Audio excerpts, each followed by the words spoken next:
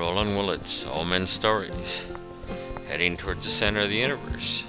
Their chopsticks pointed that way.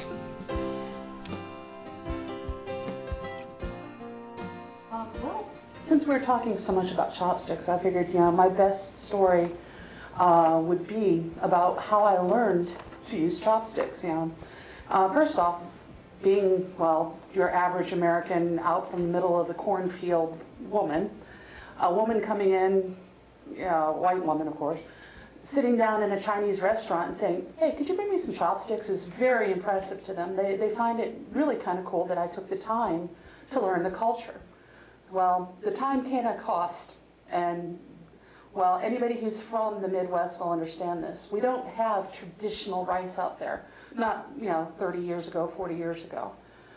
We don't have the, you go out and get a bag of Hanoi and, you do the proper cooking in the pot. No, we had a box of minute rice. Now, if anybody has ever eaten minute rice, you'd remember that their big, proud statement on the front of the box is, "does not stick."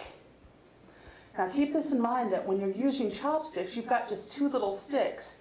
You don't have the ability to really scoop unless it kind of sticks and clumps together. So when you're eating a bowl of rice, you want it to be sticky so that you can scoop it up like a little spoon or, like you're shoveling something, and you can eat it that way. Well, minute rice, you can't do this. So I didn't like Chinese food as a kid. I really was sworn against it. I didn't want to have anything to do with it. It didn't taste right. I was just really a picky kid.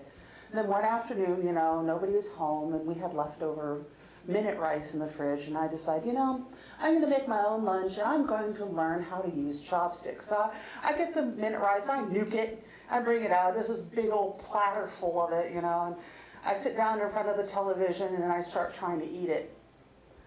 Unfortunately, I can't do more than one grain at every single scoop. I can't pick it up because it's not going to stick. So I get my chopsticks in there, and it goes down.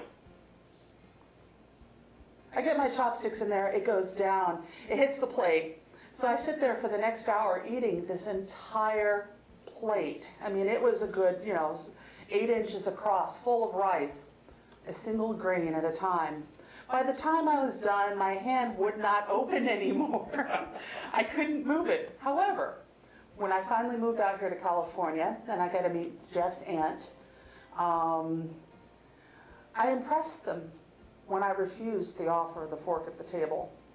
And they decided that I must have been Asian in another life because I could use it just as well as any one of them. Thank you for the time. All right, thank you. All Men's Stories headed home. And we got our chopsticks with us.